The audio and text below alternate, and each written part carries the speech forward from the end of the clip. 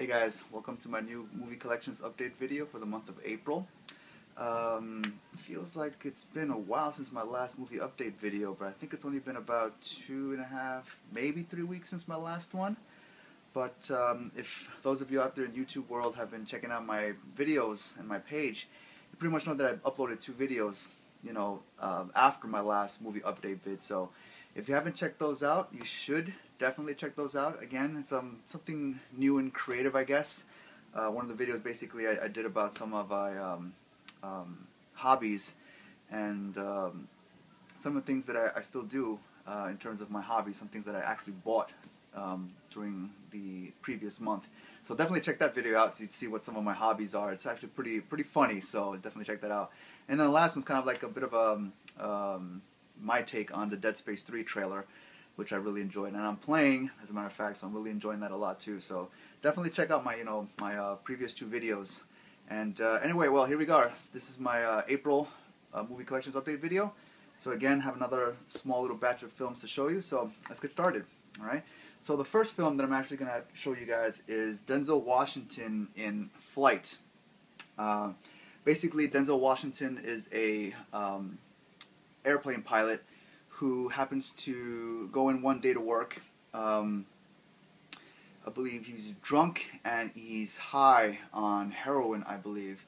And he manages to fly this plane and actually avert a severe catastrophe from happening. I believe there was some sort of mechanical issue with the plane, and he manages to still land this plane in a very awkward way. But he still manages to land the plane and avert a major catastrophe, with the loss of pretty much everybody on board. So he manages to avert all of that. But the real drama basically is what happens afterwards when people began to find out that he was intoxicated and high on drugs before going in to fly this plane. So a lot of the movie basically is just seeing how Denzel Washington handles that situation, how he's trying to cope with his addictions, and trying to flee from the media, not wanting to talk to anyone, but still trying to look for people that can kind of help him, admit to, or having him admit to the fact that he's having this problem. So it's a great movie. I love Denzel Washington's performance in this. Just seeing how he handles the situation, his character, dealing with this and just trying to find himself, trying to find his path, to making himself whole again, and in that nature. Again, it's a really great film. The entire opening sequence with the plane crash, it's really amazing, really a lot of tension in there, and just seeing how he manages to deal with that, how he manages to avert a really big, catastrophe with that, even though he is under all these influences, but he still manages to do what he needs to do anyway. But, again, this is a great film. I definitely recommend it. If you haven't seen this yet, definitely check out Denzel Washington in Flight. So it's a good one. The next film that I have to show you is The Hobbit, An Unexpected Journey. And this one basically is a prequel to the original Lord of the Rings trilogy of films. Still directed by Peter Jackson. And I have to say that, I love the original Lord of the Rings trilogy.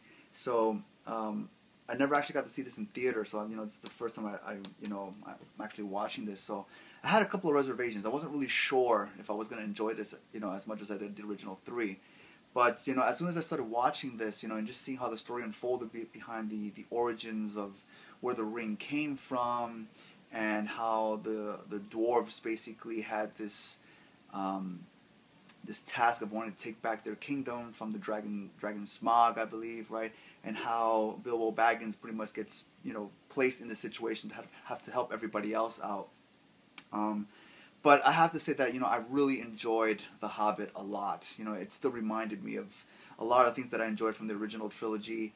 Again, the special effects were amazing. The visuals, the landscapes that were used, again, just like the original 3, amazing, breathtaking, and the story, it's actually, again, it's fun, it's fantasy, and I'm enjoying that a lot. I haven't seen anything fantasy-wise in a while since the Lord of the Rings trilogy of films. So watching this one was really good, and it was a way to kind of like remind me again that I really also enjoy fantasy, just as much as of course I enjoy horror and sci-fi and action films too. So I definitely enjoyed this one a lot. It was a lot of fun seeing some of the old characters from the original return for this one. Again, Peter Jackson did a great job directing it, putting it all together. It's magnificent.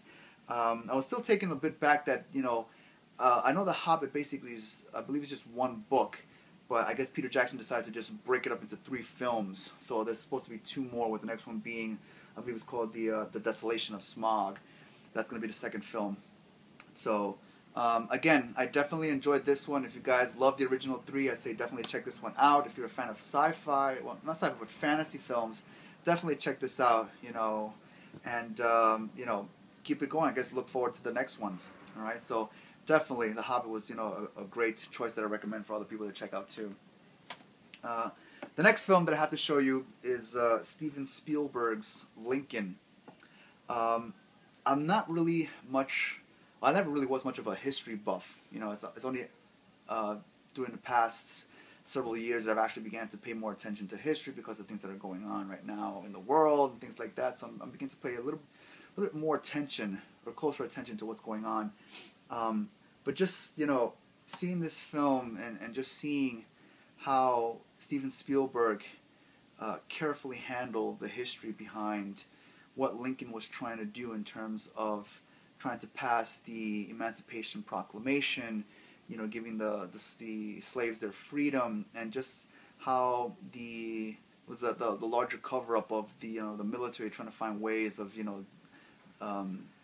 taking the power away from the South by I believe trying to coerce the slaves that were part of the Confederate Army in the South, trying to grant them their freedom in turn of having them join the Union Army and things like that. I mean, again, I'm not sure if I'm actually accurately depicting or telling you basically how this actually goes historically. I'm just going basically by what I saw in the film. But I mean, regardless of that, even if I'm not telling it the way it's supposed to be historically, in terms of being historically accurate, again, I really enjoyed this film. I like how Steven Spielberg approached this particular topic, how he handled it with a lot of care to make sure that he's representing, not only Lincoln, but every facet, every aspect of what was going on during the time when the Emancipation Proclamation was going to be brought up for a vote, and all the sides that were in favor of it and against it, and just all the politics that was involved in trying to get the Emancipation Proclamation passed, and just all the stuff that Lincoln actually did in order to try to get it passed as well.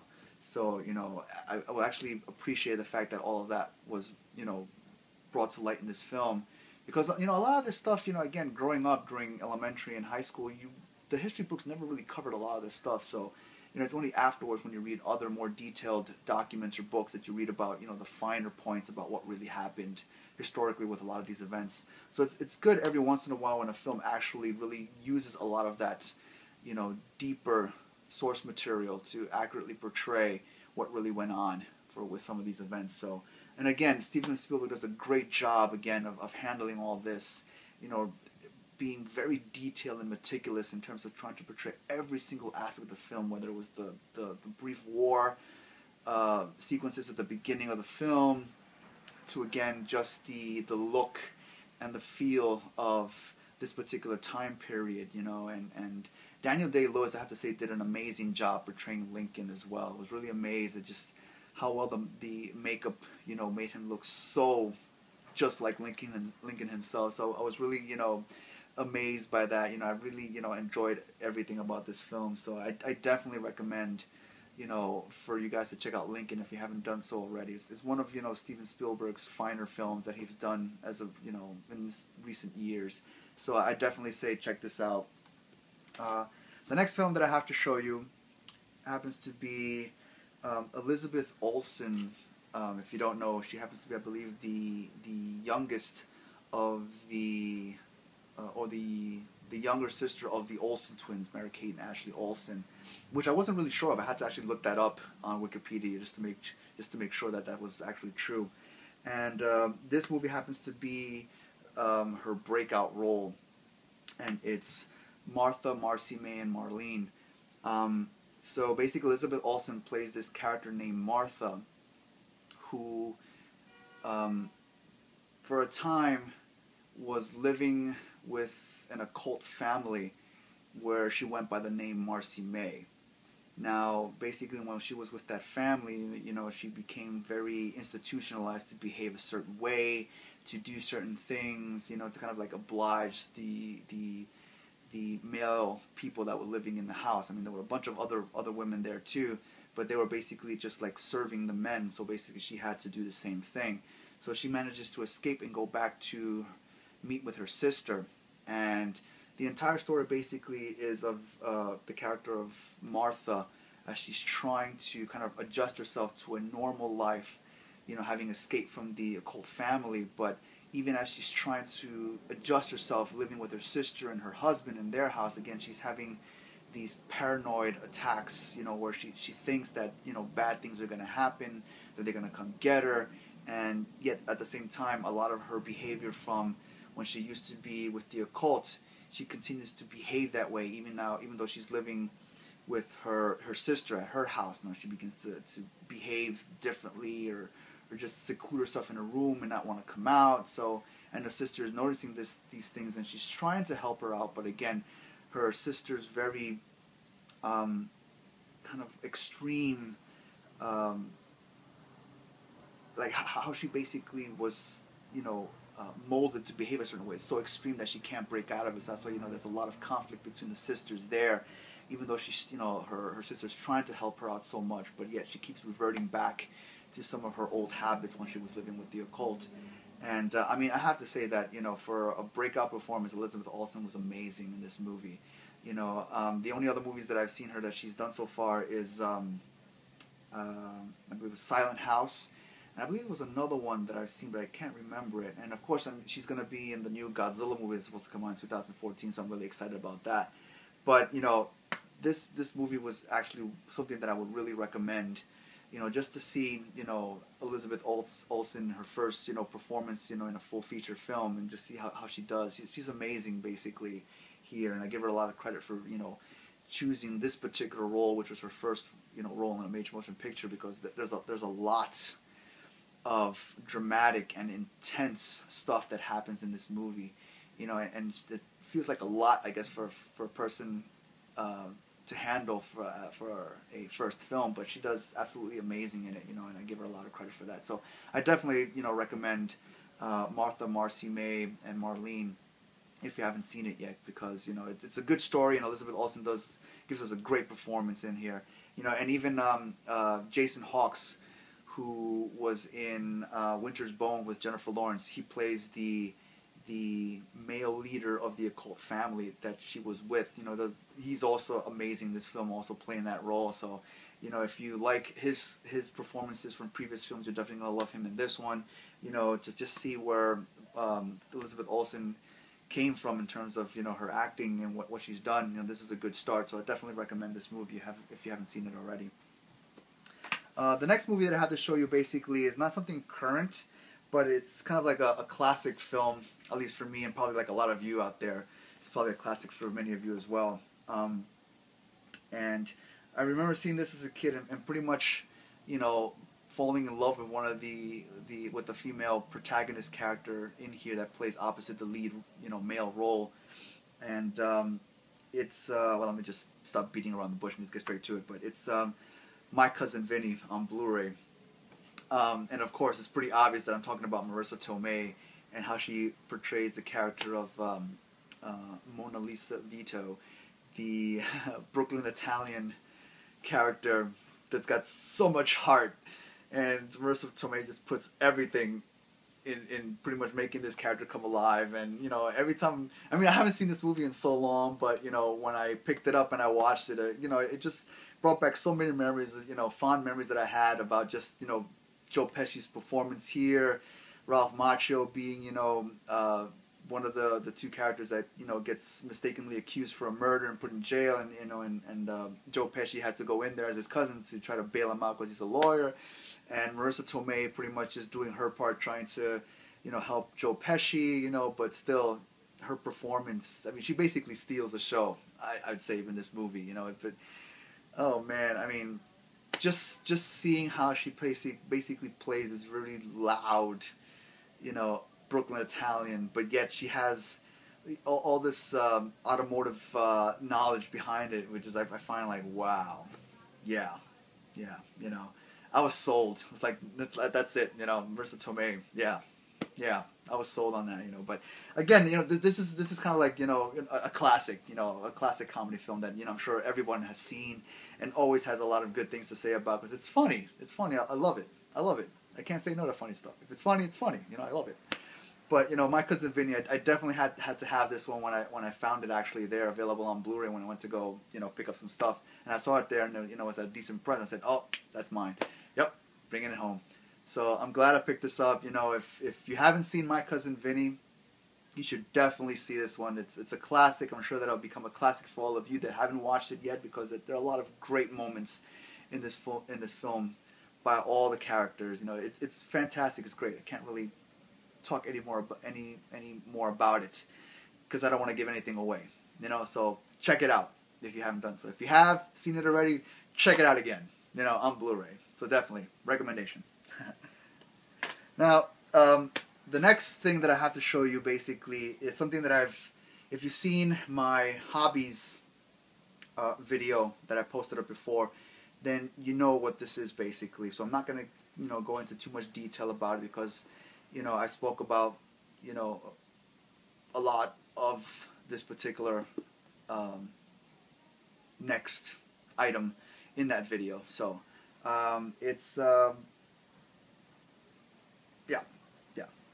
If you want to know what it is, you know, more in detail, check out that video. So I'm just gonna, you know, briefly mention it. But it's the Blu-ray box set of the anime Panty&Stocking with Garterbelt. So I guess just briefly, it's about these two angels that get banished from heaven because one of them is a sex addict and the other one is a candy fiend. But not so much candy, but she's more like a sweet. She loves everything that's sweets. You know, cakes, candy, chocolate, whatever. Anything sweet, she loves it.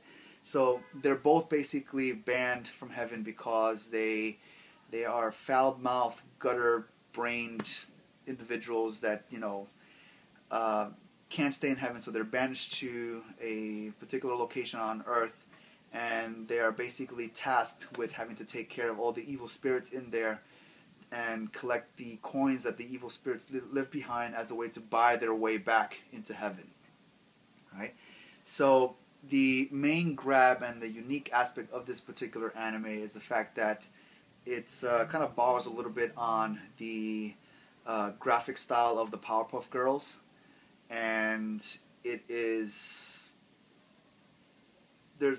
cursing left and right. Like these two characters basically curse, you know, like they were like the way people paint in oils, you know, and there's a lot of sexual references, you know, even though you don't see any explicit sex, but you know it's happening. Like they don't really try too hard to cover it up. You know it's there. You know it's happening, and of course all the cursing, you know, and all the crude humor, you know, that happens in here. You know, it's a lot of fun. In other words, you know, it's a lot of fun, right? So it's definitely unique for the fact that I've never seen an anime that does this before, you know. And I've seen a lot of anime, you know, Dragon Ball, Rurouni Kenshin, Evangelion, the list goes on. But I'm not going to get into too much detail about that. But you know, again, I have to say that, you know, I didn't know what I was in for, what to expect from this, but I turned out to be pretty, you know, pleased by what I got. So, you know, as something unique, if those of you still out there, you know, watch anime, I said definitely say check out, you know, Panty&Stocking with Garterbelt. Again, this is the Blu-ray set. So on the front we have the character Panty, and on the back we have the character of Stocking. Again, this is a 2-disc Blu-ray set. So you have Blu-ray packs, 2 of them come in here. And yeah, and I guess the only thing else that I have to add about this particular box set is that this is the first Blu-ray anime that I've gotten from my collection. So I definitely, you know, I don't know if I'm going to get any more, but this is definitely a first, and I'm glad I made this choice because it was pretty good. It was funny. It was damn funny, man. So I'd definitely say check this out if you guys are still into anime or want to try something new. So, Panty&Stocking with Garterbelt. Now, the last thing that I have to show you is Kathryn Bigelow's Zero Dark 30. And this is basically the movie that chronicles the 10-year manhunt for Osama bin Laden. And, I mean, I don't know. I have kind of mixed feelings about this film. I guess on the one hand, I was expecting something else, and I kind of felt like the movie didn't live up to whatever it was that I was expecting. And I guess the reason why I felt like the movie kind of let me down just a bit was the fact that a lot of the information that went, you know, about the manhunt for Osama bin Laden, like we've been hearing about it and reading about it in the news media, in newspapers, like a lot of the stuff that really went down, we already knew about it anyway. So when I watched this film, it kind of felt like I wasn't really being introduced to anything new, because I already kind of knew about it already. Even like the operation itself, like, you know, the news media was already like giving out, was already telling us basically what would happen, you know, how they went about, you know, striking the compound and taking them out, bringing them back, you know. So I kind of felt like that there was nothing new being revealed in that sense. But regardless of that, right, that even though it may seem like I'm talking badly about this film, I'm not really, because I really did enjoy the film, just to see kind of like just a visual representation of all that information that was being thrown at us by the news media, just kind of like finally being, you know, seeing how it actually happened, you know, visually was amazing. Again, I give Kathryn Bigelow, you know, a lot of credit for being, I guess, one of the few female directors out there that's actually, you know, very good at shooting war films, you know, or films about soldiers in very dangerous situations.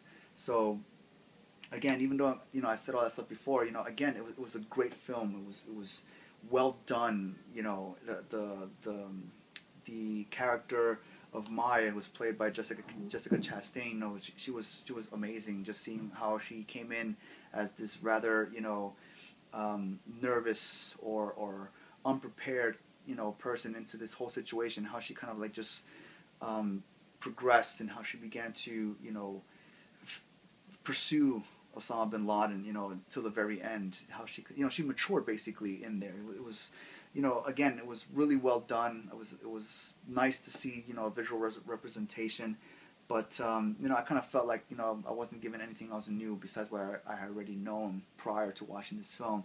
And I'll go on to say that basically I actually enjoyed The Hurt Locker a lot more compared to this one, right? But I'm still not taking anything away from this film. It was amazing. It was well done. I give Kathryn Bigelow a lot of credit, you know, for taking up this project. It was very ambitious, and again, she delivered on it, you know, on, you know, giving us the real story behind the manhunt for Osama bin Laden. So I definitely say check out, you know, Zero Dark 30. You know, if you haven't done so already, you know, especially if you enjoyed The Hurt Locker, you know, it's pretty much the way it was made. You know, it's the same thing with Zero Dark 30. So yeah, definitely check out Kathryn Bigelow's Zero Dark 30 if you haven't done so already. So that's pretty much it for this video. I hope you guys enjoyed it, and like it if you enjoy what I had to say about these videos. Subscribe to my channel so you guys can see what I have done before, and you guys can keep, you know, sticking around with me as I come up with my new videos. Definitely check out the previous 2 videos that I had done prior to this one, so you can, you know, see what I've been doing last month, things like that. And I'll probably post like links in the description for those videos anyway, but definitely check those out, and I guess I'll see you guys on the next Movie Collections Update video. Alright guys, take care.